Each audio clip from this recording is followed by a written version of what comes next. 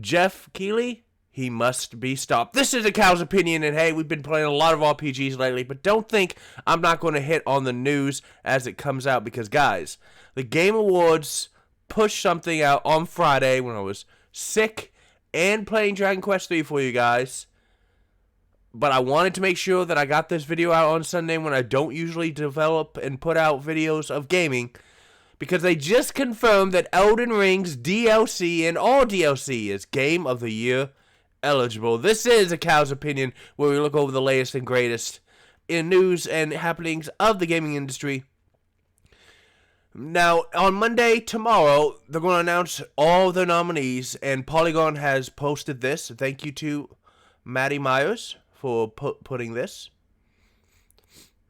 And Polygon actually gets a vote, which is one of the reasons why they covered. However, Geoff decided to issue a clarification, because while the rules did not explicitly forbid video game DLC and expansions from nominations, some had assumed that they were in contention.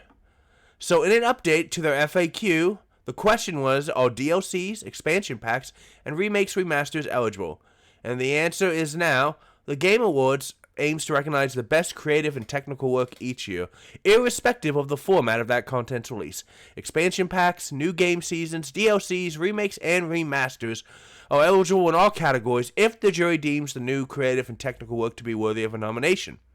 Factors such as the newness of the content and its price value should be taken into consideration. Now, does that mean that Shadow of the Erdtree is going to get a nomination or not? We don't know. People have thought that there needed to be like some kind of like continuing thing, because freaking Fortnite keeps going. It could be Game of the Year every year. A lot of people would vote for it.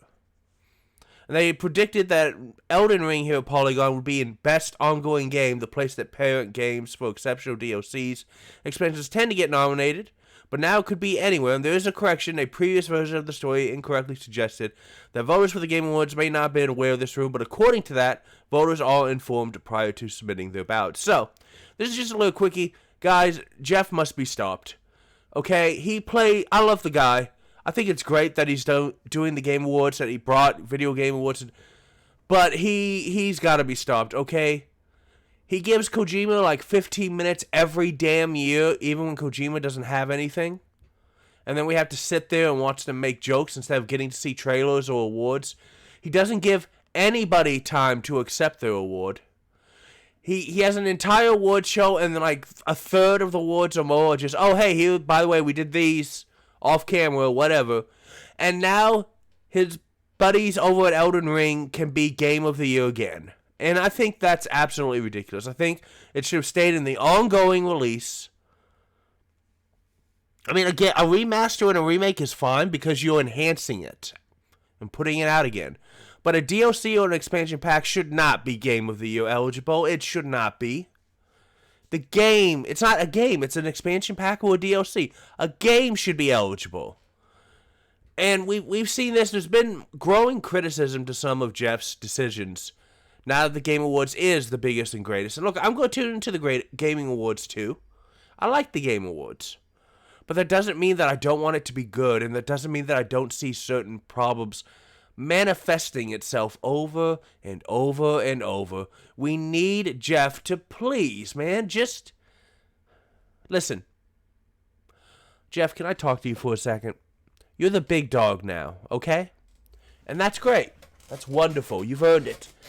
But man, the thing that made E3 go away is that they didn't think that they could be improved. They didn't grow. They didn't change. And now you're in danger of having that happen. I just don't want to see that, Geoff. I don't want whatever comes next to knock you off easy. I want you to be relevant, and I want you to fight. But what I pose to you on this little quickie cow's opinion, ladies and gentlemen, do you think that the Elden Ring DLC deserves a Game of the Year eligibility? Or do you not? If it did, would you vote for it? Or do you think it belongs in ongoing game to recognize expansions and DLC?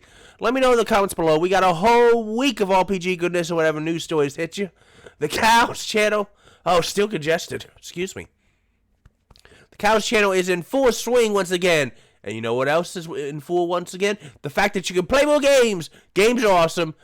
I'm not happy about Elden Ring being GOTY eligible, but it is pretty awesome, and you deserve awesome. And I'll see you soon.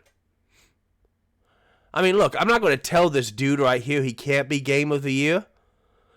I don't think he should, but I'm not going to say it to his face because I'm very, very tiny compared to him.